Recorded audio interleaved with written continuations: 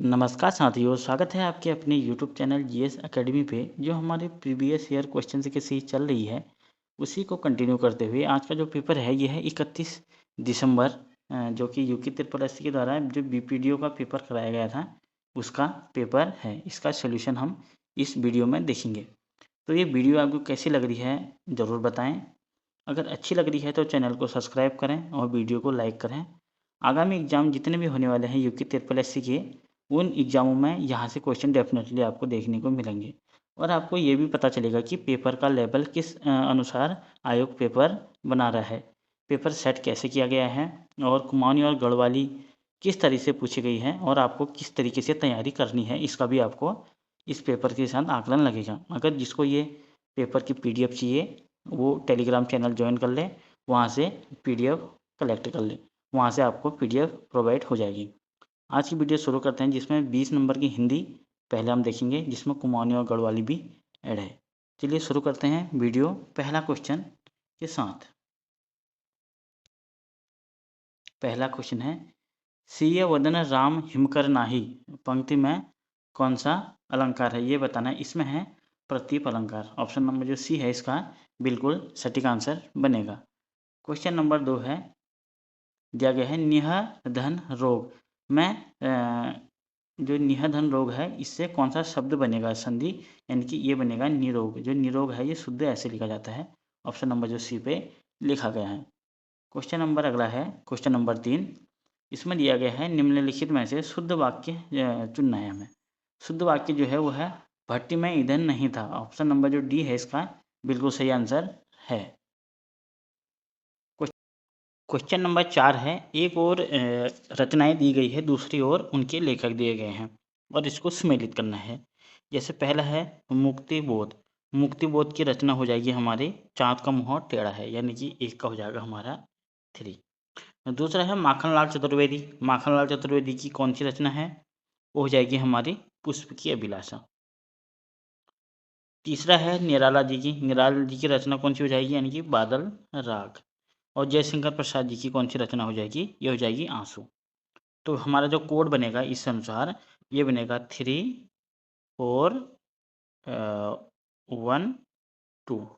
3 4 1 2 किस ऑप्शन में दिया गया है वो हमारा आंसर बनेगा, यानी कि आंसर नंबर जो सी है हमारा बिल्कुल करेक्ट आंसर बनेगा इसका। क्वेश्चन नंबर अगले की ओर बढ़ते हैं। कुमाऊनी लोकोक्ति आई है। क्वेश्चन नंबर 5, इसमें दिया है तातक हो ज्यो मरो। लोकोक्ति का, कुमाऊनी लोकोक्ति का तात्पर्य क्या है, ये है प्रत्येक कार्य के लिए उतावली रहना, यानी उतावली करना। इसका ऑप्शन जो डी है इसका सटीक आंसर सही है। तातक हो ज्यो मरो। अब सम्मिलित करना है सूची 1 को सूची 2 से। एक और दिए गए हैं बोलियां, दूसरी ओर उनके क्षेत्र दिए गए हैं।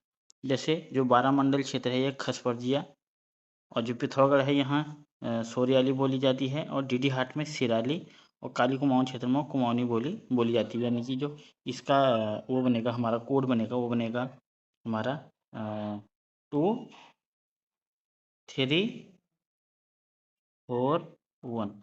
किस ऑप्शन में है 2 3 4 1, यह है हमारा ऑप्शन नंबर पहला। इसका आंसर बनेगा option number A. Question number 7, निम्नलिखित में से विलोम शब्द चुनना है जो सही दिया गया है। जो अभिज्ञ का अनभिज्ञ जो है ये विलोम शब्द बिल्कुल सही दिया गया है। ऑप्शन नंबर जो बी है इसका सटीक आंसर रहेगा हमारा। क्वेश्चन नंबर 8 है, निम्नलिखित में से वतस्य व्यंजन है। इनमें से जो 9 है ये वतस्य व्यंजन है। वतस्य व्यंजन कौन कौन से होते हैं इनको भी आप नोट कर लीजिएगा। ये होते हैं स, र, ल, ज और नो। ये जो होते हैं ये वतस्य व्यंजन के अंतर्गत आते हैं। इसको आप भी नोट कर लीजिएगा। क्वेश्चन नंबर 9 की ओर बढ़ते हैं। इस प्रश्न में 2 कथन दिए गए हैं और दोनों कथनों के समन्वयक परीक्षण करने के सही उत्तर का चयन कीजिए। यानी कि 2 कथन दिए गए हैं, कथन 1 और आर, और बताना है कौन सा कथन हमारा सत्य रहेगा। कथन 1 है, भाषा और बोली दोनों एक ही हैं। कथन दूसरा है बोली विकसित होकर भाषा बनती है। बोली और जो भाषा है ये दो अलग-अलग हैं। बोली एक छोटे क्षेत्र में जो भाषा बोली जाती है उसको हम बोली बोलते हैं और वही अगर वही थोड़ा विस्तार रूप ले लेती है तो वो भाषा का रूप ले लेती है। यानी कि जिसमें साहित्यिक रचना होने होने लग जाती है वो भाषा के अंतर्गत आ जाती है। तो इसका जो आंसर है वो पहला तो हमारा गलत है, लेकिन दूसरा जो है वो सही है। बोली विकसित होकर भाषा बनती है, ये कथन हमारा सही है। यानी कि हमारा जो कथन बनेगा वो बनेगा, एक गलत है परंतु 2 सही है। यानी कि ऑप्शन नंबर जो सी है इसका आंसर बनेगा। क्वेश्चन नंबर 10, भारत में पहला द्विभाषी कंप्यूटर जो अंग्रेजी और हिंदी 2 भाषाओं में काम कर सकता है, उसका नाम है सिद्धार्थ। ऑप्शन नंबर जो ए है इसका सही आंसर बनेगा हमारा।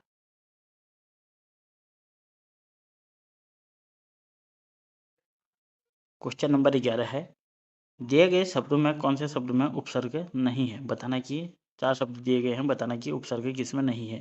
पहले आंसर ले लेते हैं, जो आदरणीय है इसका आंसर बनेगा, आदरणीय में उपसर्ग नहीं है। आदरणीय में ईय प्रत्यय लगा हुआ है।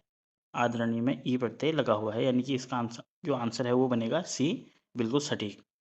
अगर हम ऑप्शन ए की बात करें, इसमें लगा हुआ है अन उपसर्ग, यानी कि ये शब्द जो है वो अन, धन, अंत से बना है, अनंत। ऑप्शन नंबर जो बी है इसको देखें, ये बना है उत, हलंत वाला, धन, उत, धन, पीड़न से बना है। और ऑप्शन नंबर डी की ओर देखिए, ये है असावधान, इसमें अ उपसर्ग लगा हुआ है और मूल शब्द जो है इसका सावधान, इसमें मूल शब्द है। इसका जो आंसर बनेगा वो बनेगा सी, बिल्कुल सही। क्वेश्चन नंबर 12, फिर कुमाऊनी से प्रश्न आया हुआ है, निम्नलिखित में से बेमेल विकल्प को चिन्हित कीजिए। 4 वो दिए गए हैं कथन, इसमें बताना कि बेमेल कौन सा है। जो ऑप्शन नंबर, आंसर ले लेते हैं पहले, आंसर इसका बनेगा आंसर सी। अब कैसे बनेगा वो हम देख लेते हैं। जैसे ऑप्शन नंबर ए की ओर देखें तो इसमें दिया गया है पर्स, मोह, मैल, ठप। ये शब्द जो है ये कुमाऊनी जो गोबर होता है उसके लिए प्रयुक्त किए जाते हैं। ये शब्द कुमाऊनी में गोबर के लिए जो एक जगह इकट्ठा करके उसका खाद बना दी जाती है उसको बोलते हैं मोह। और ऑप्शन नंबर जो बी है इसमें दिया गया है ईज, मतरी, मस्तारी या मैं। ये बोला जाता है कुमाऊनी में मम्मी को, यानी कि जो माँ है उसको कुमाऊनी में और गढ़वाली में ये शब्द बोले जाते हैं। ऑप्शन नंबर जो डी है इसकी ओर देखें तो इसमें दिया गया है गुहाग, काकुनी, जुमैना और भुट्टा। ये बोले जाते हैं मक्का को, ये शब्द मक्के के लिए प्रयोग होते हैं। और इसका जो आंसर है वो आंसर सी इसका करेक्ट है। और ये इसमें कैसे बेमेल है वो देखते हैं। जो कुल्हाड़, रमट, बणकट, जो 3 शब्द है ये होते हैं कुल्हाड़ी के लिए प्रयुक्त। ये शब्द कुल्हाड़ी के लिए प्रयुक्त होते हैं। और ऑप्शन जो ठेकी दिया गया है ये एक प्रकार का लकड़ी का बर्तन होता है। इस तरीके से ये दही जमाने के लिए प्रयोग होता है कुआँओं में। तो और ये बेमेल है और सभी एक ही के दिए गए हैं और इसमें बेमेल ये ठेकी शब्द अलग दिया गया है। इसका जो आंसर है वो बनेगा आंसर सी, बिल्कुल सही। क्वेश्चन नंबर 13, संबोधन के रूप में महोदय के स्थान पे प्रिय, श्री, आदरणीय और माननीय निम्न किन पत्रों में लिखा जाता है? ये लिखा जाता है अर्धशासकीय पत्रों में। ये प्रिय और ये हम उन सब पत्रों में प्रयोग करते हैं जो हमारे अपने होते हैं, यानी कि रिश्तेदार और निमंत्रण पत्र। ऐसे शब्दों में इन पत्रों में हम इनका प्रयोग करते हैं और वे पत्र आते हैं अर्धशासकीय पत्रों में। ऑप्शन नंबर जो बी है इसका आंसर बनेगा। क्वेश्चन नंबर अगला है, क्वेश्चन नंबर 14 है, शेखर जोशी की किस रचना को चिल्ड्रन फिल्म सोसाइटी द्वारा फिल्म का निर्माण हुआ है? जो शेखर जोशी की रचना है दाजू, इसके लिए जो है ये चिल्ड्रन फिल्म सोसाइटी द्वारा फिल्म का निर्माण हुआ है, यानी कि इस पे एक फिल्म बनी हुई है दाजू, जो इनकी रचना है उस पे।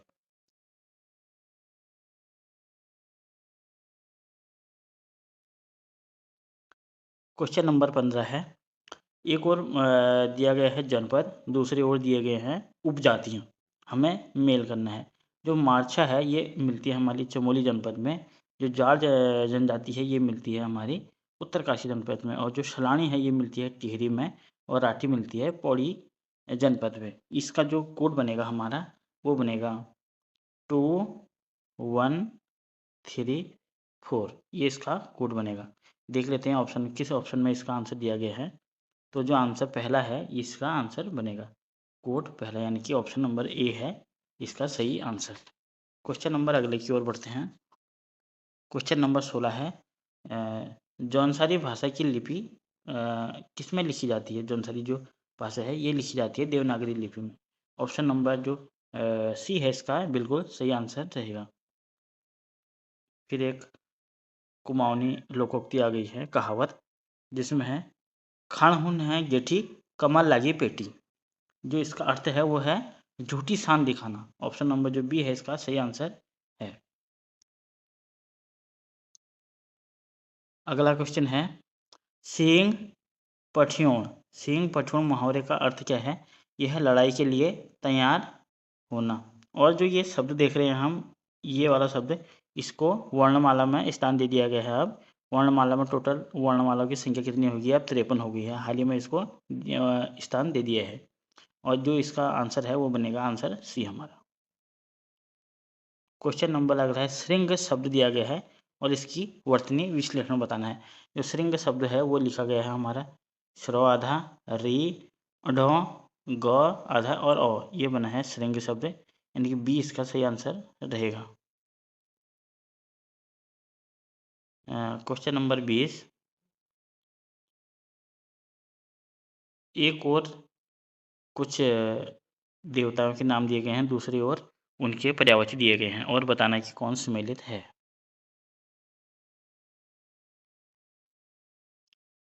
जो इंद्र है, इंद्र को वज्रपाणी कहा जाता है, यानी कि जो ए है इसका बनेगा हमारा 3 पे। जो कामदेव है, कामदेव को मकरध्वज बोला जाता है। गंगा को जाह्नवी बोला जाता है, और दुर्गा जो है अपर्णा इसको बोला जाता है। यानी कि जो हमारा इसका कोड बनेगा वो बनेगा 3214, यानी कि ऑप्शन नंबर किस में है देख लेते हैं। ऑप्शन नंबर जो पहला ही है इसका आंसर बनेगा हमारा।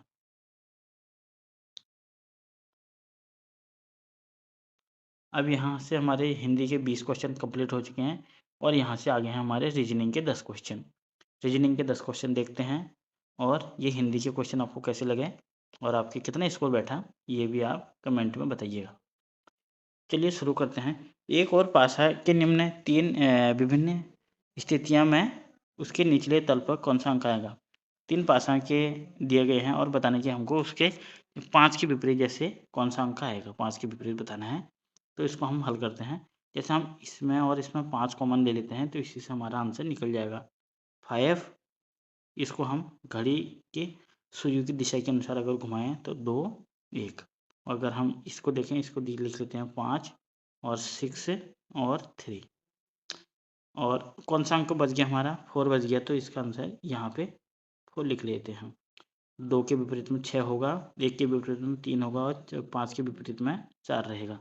तो हमें बताना है कि 5 के विपरीत में कौन सा अंक होगा, यानी कि सबके ऊपर 5 5 है, तो यानी कि 5 के विपरीत में होगा 4 4 4, यानी कि 3 चौके। कौन से ऑप्शन में है, ऑप्शन नंबर जो डी है इसका आंसर बनेगा।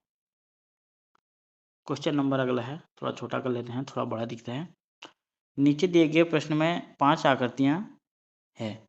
आकृतियों में बनी श्रृंखला पहली आकृति से प्रारंभ होती है जिस पर कोई अंक अंकित नहीं है, अन्य तथा अन्य आकृतियों के क्रम में 1 से 4 अंक अंकित हैं। यद्यपि यह श्रृंखला तभी स्थापित होगी यदि उन्हें 2 अंकीय आकृति को परस्पर बदल दिया जाएगा। इन आकृतियों के पहले आई हुई आकृति पर अंकित उत्तर ही अंक ही उत्तर है। जैसे हमको बताना कि कौन सी सीक्वेंस बैठ रही है और इसमें से भिन्न कौन सा रहेगा। जैसे ये आकृति दी गई है, इसको अब अगर हम गौर से देखें तो हमने ये चिन्ह नोट के लिए है। अगर हम ए को देखें तो इसमें दिया गया जो ये है, ये ऊपर चला गया और ये नीचे आ गया, ये साइड में और ये साइड में, यानी कि इनने अपना स्थान आगे पीछे बदल लिया है। अब ऑप्शन नंबर बी में देखें तो इसमें जो ये वाला गोला है ये नीचे आ गया, और जो ये वाला है क्वेश्चन ये यहाँ पे आ गया, यानी कि इन्होंने अपना स्थान अब, अगर हम इसको गौर से देखें तो इसमें जो हो रहा है वो जो ये त्रिभुज वाली आकृति दी गई है ये चली गई यहाँ पे, ये चली गई यहाँ पे, और जो यहाँ पे प्लस का है वो चले गई यहाँ पे, और जो डब्बा है ये चला गया यहाँ पे, और जो गोला दिया गया है ये चला गया यहाँ पे, यानी कि ये क्लॉकवाइज घूम रहा है। ऑप्शन नंबर जो बी है, अब इसका जो है ये यहाँ घूमेगा, यानी कि जो ये वाला डब्बा है ये जाना चाहिए था यहाँ पे, ये चला गया नीचे, ये एंटी क्लॉकवाइज घूम गया है। इसका जो आंसर है वो सी हमारा बनेगा। ये और सब क्लॉकवाइज घूम रहे हैं और ये एंटी क्लॉकवाइज घूम गया, इसका जो आंसर है वो 3 बनेगा हमारा।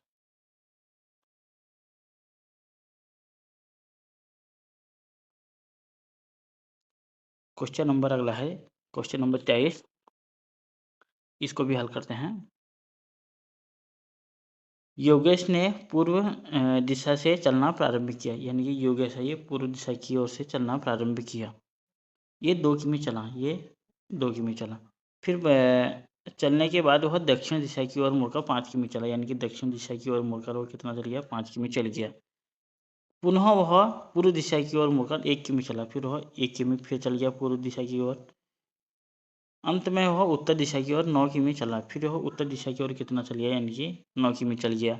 अब वह अपना प्रारंभिक बिंदु से कितनी दूरी पे है, यानी कि हमें जो ये बताना है दूरी, अब ये बतानी है यहाँ से यहाँ की दूरी बतानी है हमें, ये वाली। अब जो 2 ये चला था और 1 ये चला था, यानी कि ये यहाँ तक इसकी दूरी कितनी हो जाएगी, यानी कि टोटल ये 3 हो जाएगी। और ये यहाँ तक यहाँ से यहाँ तक चला था दोबारा, यहाँ तक इसकी 5 किमी हो जाएगी दूरी, यानी कि ऊपर को बची है 4 किमी, यानी कि यहाँ से ऊपर को हो जाएगी 4 किमी। अब इसको हल कर लेते हैं, ये बनेगा 3 का स्क्वायर प्लस 4 का स्क्वायर, यानी कि 9 प्लस 16, यानी कि ये बनेगा 25। 25 किसका वर्ग होता है, ये होता है 5 का, यानी कि ये अपनी प्रारंभिक बिंदु से कितनी दूरी पे है, 5 किमी पे। इसका जो आंसर है वो बनेगा 5 हमारा सही। क्वेश्चन नंबर 24 है, एक संयुक्त परिवार में पिता, माता और 3 विवाहित लड़कियां, इसमें बताना है कि इसको भी हल कर लेते हैं।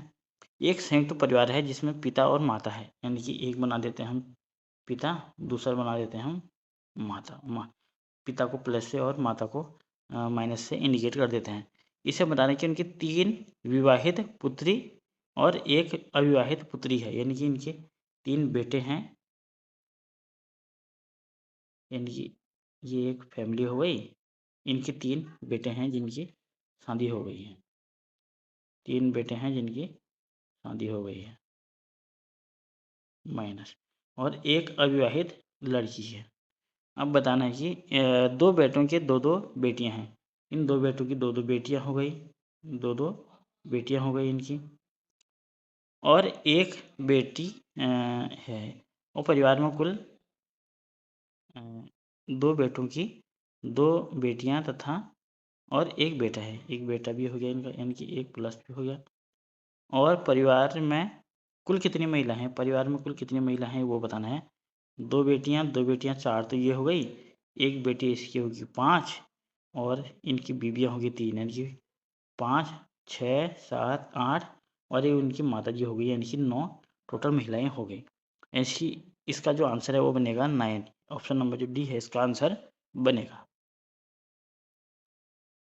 क्वेश्चन नंबर 25 है, प्लस को दिया गया है बेटा, प्लस का इंडिकेट किया गया है बेटे से, प्लस का मतलब हो गया बेटा, और माइनस का अर्थ हो गया पत्नी, माइनस क्या हो गया पत्नी, पत्नी, और गुणा का हो गया भाई, गुणा का हो गया भाई। अब हमें सीक्वेंस दी गई है, बताना कि इसका आंसर कौन सा रहेगा। जैसे P प्लस, यानी कि P दिया गया है,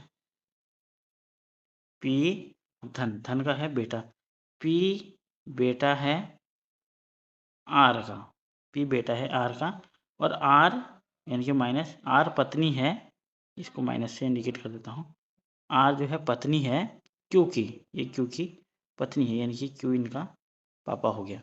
पी का पापा कौन, ये दो हस्बैंड वाइफ हो गए और ये इनका बेटा हो गया। अब सीक्वेंस में है, जो क्यू है पी का पिता है, जो क्यू है पी का पिता है, ये ही सीक्वेंस हमारी सही बैठ गई, यानी कि ए इसका आंसर रहेगा। इसका जो आंसर है वो बनेगा हमारा ए सही बनेगा।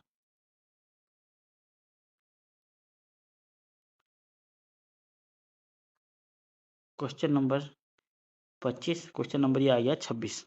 26 की ओर बढ़ते हैं। इसमें एक आकृति दी गई है, इसमें त्रिभुजों की संख्या बतानी है। इसमें त्रिभुजों की संख्या आ रही है 27, यानी कि ऑप्शन नंबर जो बी है इसका आंसर रहेगा। अगला क्वेश्चन है क्वेश्चन नंबर 27। दोपहर के एक भोज में आलू व टमाटर दोनों परोसे गए। कुछ ने आलू और कुछ ने टमाटर लिया। इसको देख लेते हैं। कुछ ने आलू लिया, कुछ ने टमाटर लिया। वहाँ कुछ मांसाहारी भी थे जिन्होंने कुछ नहीं लिया। अच्छा, कुछ मांसाहारी भी थे जिन्होंने कुछ नहीं लिया, तो उनको यहाँ पे इंडिकेट कर देते हैं। तथा बचे हुए लोगों ने आलू और टमाटर दोनों लिए, यानी कि आलू और टमाटर दोनों भी लिए किसी ने, उसका इंडिकेटर ये है। तो ये अब है कि कौन सा चित्र बैठेगा, ये चित्र बैठ रहा है हमारा, यानी कि ऑप्शन नंबर जो ए है इसका सही आंसर बनेगा। ए इसका सही आंसर बनेगा। क्वेश्चन नंबर 27 हो गया हमारा। क्वेश्चन नंबर 28 की ओर बढ़ते हैं। बताना है कि आकृति कौन सी बनेगी। अब अगर आकृति को गौर से देखें तो जैसे यहाँ पे एक पे ऐसे ऐसे लाइनें दी गई हैं, फिर यहाँ पे दी गई लाइनें, फिर दोनों पे लाइनें दे दी गई हैं, फिर यहाँ पे एक पे लाइन दी गई है, यहाँ पे दोनों को लाइन दे दी गई है, फिर इन दोनों को, फिर यहाँ पे भी लाइन दी गई है, यानी कि फिर इसके आमने सामने लाइन दी गई है, फिर इन दोनों पे लाइन दी गई है, यानी कि अब जो वो बनेगी इसमें सभी पे लाइनें होंगी। ऑप्शन नंबर जो डी है इसका आंसर बनेगा। क्वेश्चन नंबर 29 है। एक श्रृंखला दी गई है, बताने की यहाँ पे कौन सा अंक आएगा। हम 2 पे देखें तो 3 और 5 के बीच में कितने का गैप आ रहा है हमारा, 2 का गैप। और 5 और 9 के बीच में कितने का गैप आ रहा है, 4 का। 9 और 17 के बीच में कितने का गैप आ रहा है, 8 का। हम अगर ये सीक्वेंस देखें, ये बनी है 2 दूनी 4, 4 दूनी 8, अब बनेगा 8 दूनी 16। अगर हम 17 में 16 ऐड करें, 17 प्लस 16 ऐड करें, 17 और 16, 16, यानी कि ये बनेगा हमारा 7 6 13 और 2 1 3, यानी कि ये बनेगा हमारा 33। इसका आंसर जो है वो 33 बनेगा। ऑप्शन नंबर जो ए है इसका आंसर बनेगा। अब एक वो दी गई है सीरीज, इसको देखते हैं हम, इसका आंसर क्या बनेगा। इसको हल कर लेते हैं। अगर माइनस को प्लस लिखा जाए, यानी कि माइनस कहाँ पे, माइनस को यहाँ पे प्लस लिख लेते हैं। माइनस को हम प्लस से इंडिकेट कर देते हैं पहले पे। फिर है माइनस को प्लस लिखा जाता है, प्लस को भागा लिखा जाता है, यानी कि प्लस कहाँ पे है, प्लस को भागा लिखा जाता है, यानी कि दूसरे पे आ गया हमारा भागा। ठीक, दूसरे पे भागा आ गया, प्लस यहाँ पे भी है, 6 के बीच में भी भागा है, इसको भी भागा लिख देते हैं। और चलो इसको सीधे ही कर लेते हैं हम। अगर हम इसको हल करें, 24 माइनस दिया गया है, माइनस का इंडिकेट क्या है, प्लस 16, फिर दिया गया है हमारा धन, धन का अर्थ है भागा, भागा 8, भागा के बाद हो गया गुणा, गुणा का अर्थ क्या है, गुणा का अर्थ है माइनस, माइनस 2, फिर है भागा, भागा को हम क्या किए हैं, भागा को किया है गुणा, गुणा किया है, यानी कि जो बीच में प्लस था इसका आंसर, यानी कि 16 हो गया, 8, यानी कि यहाँ पे है 6, 6 भागा 2, इसको बोल लेते हैं 8, 8 के बाद हो गया हमारा -6 और प्लस का इंडिकेट है भागा 2 × 3। ये हमारी सीक्वेंस में बननी है। इसको हल कर लेते हैं हम। 24 प्लस यानी कि 8 दूनी 16, यानी कि 2 आ गया, 8 दूनी 16 माइनस इसको भाग देता हूँ, मैं आ गया 2 3 6 × 3, 3 इंटू 3 यानी कि 9 माइनस 24 और 2 यानी कि 26, 26 में से 9 गया तो ये बनेगा 17, 17 इसका आंसर आ रहा है। ऑप्शन नंबर जो ए है इसका आंसर। रीजनिंग के क्वेश्चन पूरे हो गए हैं। अब हम बढ़ते हैं सामान्य अध्ययन की ओर। यहाँ से हम कंप्यूटर की ओर सामान्य अध्ययन के क्वेश्चन आएंगे। क्वेश्चन नंबर 31 है, निम्नलिखित में से कौन सा यूआरएल उपलब्ध नहीं है? जो आईपी पता है ये यूआरएल का उपलब्ध नहीं है, यानी कि ऑप्शन नंबर जो सी है इसका आंसर बनेगा। क्वेश्चन नंबर 32 है, भारत के निर्माण कार्यक्रम किन स्तंभों पर आधारित है? ये है हमारा नई प्रक्रिया, नई आधारित संरचना और नए क्षेत्र, यानी कि ये है, यानी कि 3 जो नया निवेश है ये इसका आंसर इसमें सम्मिलित नहीं है। इसका जो है वो 1, 2 और 4 इसका आंसर रहेगा, यानी कि ऑप्शन नंबर जो बी है इसका आंसर बनेगा हमारा। क्वेश्चन नंबर एक और दिवस दिए गए हैं, दूसरी ओर कब मनाए जाते हैं वो हमें सम्मिलित करना है। जो विश्व पर्यावरण संरक्षण दिवस है ये मनाया जाता है 26 नवंबर को, और वहीं विश्व पर्यावरण दिवस कब मनाया जाता है वो मनाया जाता है 5 जून को। इसमें कन्फ्यूजन हो सकता है, हालांकि 5 जून ऑप्शन में है नहीं, लेकिन विश्व पर्यावरण संरक्षण दिवस 26 जनवरी को। दूसरा है राष्ट्रीय युवा दिवस, वो मनाया जाता है 12 जनवरी को। तीसरा है अंतर्राष्ट्रीय युवा दिवस, ये मनाया जाता है 12 अगस्त को। और डी है विश्व प्रेस स्वतंत्रता दिवस, ये 3 मई को मनाया जाता है, यानी कि 1, 2, 3, 4 इसका आंसर बनेगा, यानी कि कोड 1, 2, 3, 4 कौन सा ऑप्शन में है देख लेते हैं। ऑप्शन नंबर जो सी है यही इसका आंसर बनेगा हमारा। क्वेश्चन नंबर 34 है, एक और अनुसूची दी गई है दूसरी ओर, उसमें किस चीज़ का उल्लेख किया गया है ये दिया गया है, और हमें कोड के अनुसार बताना है कि कौन सा आंसर हमारा बिल्कुल सटीक रहेगा। इसमें दिया गया है संघ शासित प्रदेश और उसका विस्तार, यानी कि ऑप्शन नंबर जो ए अनुसूची पहले का 2 बनेगा। दूसरी है दूसरी अनुसूची में दिया गया है राज्यसभा के उपसभापति, इनके वेतन का उल्लेख है, यानी कि 2 का 4 हो जाएगा। चौथा है चौथी जो अनुसूची है इसमें दिए गए हैं उच्च सदन के सीटों का आवंटन, जो राज्यसभा की सीटों का आवंटन है ये दिया गया है हमारा चौथी अनुसूची में। जो 5वीं अनुसूची है इसमें दिया गया है हमारा जो अनुसूचित क्षेत्र है प्रशासन के बारे में उल्लेख है, यानी कि इसका आंसर जो बनेगा ये 3। इसका जो कोड बन रहा है वो बन रहा है हमारा 2413, इसका कोड बन रहा है। देखते हैं किस ऑप्शन में ये है, यानी कि ऑप्शन नंबर जो डी है इसका आंसर सही बिल्कुल करेक्ट बनेगा हमारा।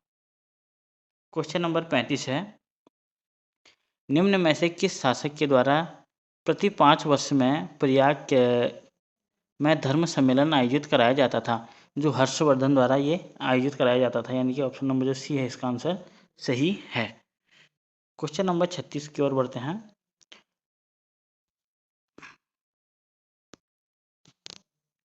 क्वेश्चन नंबर 36, 1857 के विद्रोह को सैनिक विद्रोह किसके द्वारा कहा गया है? जो 1857 का विद्रोह है इसको जो सैनिक विद्रोह है ये कहा गया है सर जॉन लॉरेंस और सीले के द्वारा। ऑप्शन नंबर जो बी है इसका सही आंसर बनेगा हमारा। बढ़ते हैं अगले क्वेश्चन की ओर। क्वेश्चन नंबर 37, जनांगीय परिवर्तन सिद्धांत के अनुसार प्रत्येक देश की जनसंख्या कौन सी अवस्थिति में तेजी से बढ़ती है? जो दूसरी अवस्था है यह बहुत तेजी से बढ़ती है, यानी कि ऑप्शन नंबर जो बी है इसका आंसर बनेगा हमारा। अब एक और वो दिए गए हैं संस्थान, दूसरी ओर वो इनकी खोज के अनुसार वो बताना है हमें। ऐसे जो मौसम विज्ञान है ये जलवायु विज्ञान से संबंधित है, यानी कि ऑप्शन नंबर जो ए है इसका आंसर जो हमारा ये कोड बनेगा 2। जो मृदा विज्ञान है ये मृदा भूगोल से, और जो जल विज्ञान है समुद्र विज्ञान से, और जो भू विज्ञान है यह भू आकृति विज्ञान से है हमारा संबंधित, यानी कि जो हमारा कोड बनेगा वो बनेगा 2143। 2143 किस कोड में है? ये हमारा ऑप्शन नंबर बी पे इसका आंसर छुपा है, यानी कि बी इसका सही आंसर बनेगा। क्वेश्चन नंबर अगला है 2022 से 23 में भारत के सकल घरेलू उत्पाद में किस क्षेत्र का योगदान सर्वाधिक है? जो सेवा क्षेत्र है, यानी कि तृतीय क्षेत्र का योगदान सर्वाधिक है भी। ऑप्शन नंबर जो सी है इसका आंसर बनेगा। क्वेश्चन नंबर अगला है, भारतीय संविधान की प्रस्तावना में स्थापित समाजवादी सिद्धांत के संबंध में निम्न में से कौन सा कथन असत्य है वो बताना है। असत्य कथन बताना है। पहला है पूंजी का समान वितरण, ये तो होता है। दूसरा है भूमि तथा उद्योग का सरकार द्वारा नियंत्रण, ये भी होता है। तीसरा है सामाजिक आर्थिक असमानता का न्यूनीकरण, ये भी होता है। और डी दिया गया है सभी के लिए अवसर की समानता, ये इसका नहीं होता। सभी के लिए अवसर की समानता इसका नहीं है, यानी कि ऑप्शन नंबर जो डी है इसका आंसर बनेगा। यानी कि कौन सा गलत है, तो जो 4 वाला कथन है ये गलत है, यानी कि केवल जो 4 है इसका आंसर बनेगा। ऑप्शन नंबर डी पे इसका आंसर छुपा है, यानी कि केवल 4 जो है ये असत्य दिया गया है, बाकी सब सत्य हैं। क्वेश्चन नंबर अगला है, निम्नलिखित में से सुमेलित नहीं है। एक और अनुच्छेद दिए गए हैं और दूसरी ओर उनका उल्लेख दिया गया है। ऑप्शन ए पे देखें तो राष्ट्रपति के कार्यपालिका शक्ति जो है अनुच्छेद 53 में उल्लेखित है, ये सही है। दूसरा है नियंत्रण महालेखा परीक्षक का पद, यानी कि बात हो रही है हमारी ऑडिटर जनरल की, ये है 148 पे होती है, इसका उल्लेख है, ये भी बिल्कुल सही है मैच। तीसरा है धन विधेयक की परिभाषा, यह जो कि है अनुच्छेद 110 में उल्लेखित है, इसकी परिभाषा का उल्लेख। तीसरा है राज्यपाल की नियुक्ति दिया गया है और अनुच्छेद 213 दिया गया है, ये हमारा गलत है। जो राज्यपाल की नियुक्ति होती है ये होती है अनुच्छेद 155 के तहत राज्यपाल की नियुक्ति, और जो अनुच्छेद 213 दिया गया है इसमें है राज्यपाल को अध्यादेश जारी करने की शक्ति, यानी कि अध्यादेश जारी करने की जो शक्ति होती है राज्यपाल के पास, उसका उल्लेख 213 में है। और राज्यपाल की नियुक्ति कितने में होती है, 155 के अंतर्गत प्रत्येक राज्य का एक राज्यपाल होगा, इसका उल्लेख संविधान में किया गया। क्वेश्चन नंबर 42, सामान्य रूप में बढ़ती हुई ऊंचाई के साथ वायुमंडलीय परतों का सही क्रम बताना है। इसका जो सही क्रम है वो है हमारा क्षोभ मंडल, समताप मंडल, मध्य मंडल और ताप मंडल। ऑप्शन नंबर जो ए है इसी पे इसका आंसर छुपा हुआ है, ये इसका सही आंसर बनेगा हमारा। क्वेश्चन नंबर अगला है, क्वेश्चन नंबर 43, निम्नलिखित में से कौन सा उपयोगिता सॉफ्टवेयर है जो एंटीवायरस है, ये एक उपयोगिता सॉफ्टवेयर है। ऑप्शन नंबर जो बी है इसका आंसर सही है। क्वेश्चन नंबर अगला है, इसमें बताना कि कौन सम्मिलित है। जो ऑप्शन नंबर बी है 1861 का अधिनियम, इसमें दिया गया है पोर्टफोलियो सिस्टम, यानी कि पोर्टफोलियो व्यवस्था की शुरुआत, यानी कि ऑप्शन नंबर जो बी है इसका आंसर बनेगा। और जो ऑप्शन नंबर डी पे देखें 1935 का अधिनियम, इसमें केंद्र में द्वैध शासन शुरू कर दिया गया था, और जो 19 है इसमें प्रांत में द्वैध शासन शुरू किया गया था, और द्विसदनात्मक व्यवस्था भी इसमें शुरू की गई थी। क्वेश्चन नंबर 45 है, निम्नलिखित में से कौन सा ऑपरेटिंग सिस्टम एक ओपन सोर्स है। जो लिनक्स है ये एक ओपन सोर्स है, यानी कि ऑप्शन नंबर जो सी है इसका आंसर बनेगा हमारा।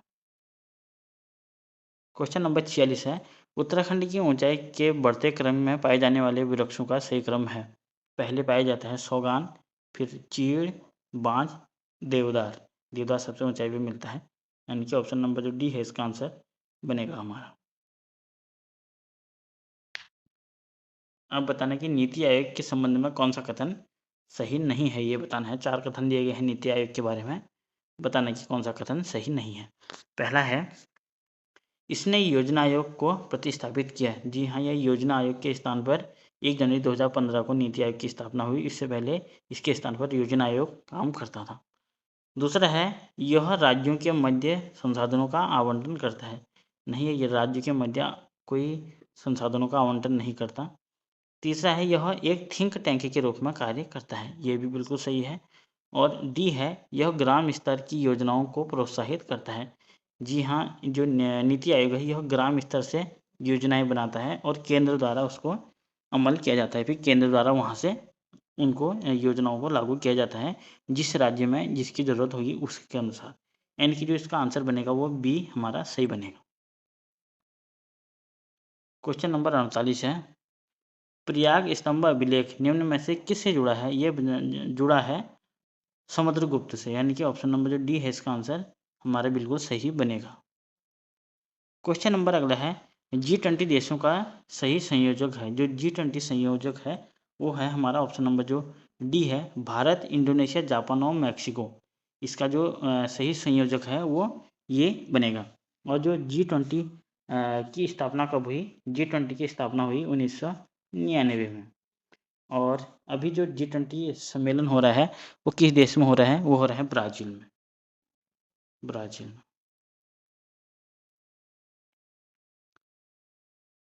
क्वेश्चन नंबर 50 और वीडियो का अंतिम क्वेश्चन। वीडियो काफ़ी लंबी बन चुकी है, इसी अनुसार मैं छोटे छोटे वीडियो बना रहा हूँ ताकि 50 क्वेश्चन ही हो और आपको याद भी हो जाए।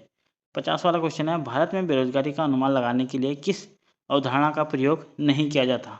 बताने कि नहीं किया जाता है, उसमें जो आंसर है हमारा वो है वार्षिक स्थिति बेरोजगारी का आकलन का प्रयोग नहीं किया जाता है। जबकि सामान्य स्थिति बेरोजगारी का किया जाता है, साप्ताहिक स्थिति बेरोजगारी का भी किया जाता है और दैनिक स्थिति बेरोजगारी का भी इसमें अनुमान लगा के बेरोजगारी का आकलन किया जाता है। जबकि वार्षिक स्थिति बेरोजगारी का जो है प्रयोग नहीं किया जाता। तो ये 50 क्वेश्चन हमारे हो गए। अगर वीडियो अच्छी लग रही है तो ज़रूर लाइक करें और चैनल को सब्सक्राइब करें। और वीडियो पूरी देखने के लिए धन्यवाद।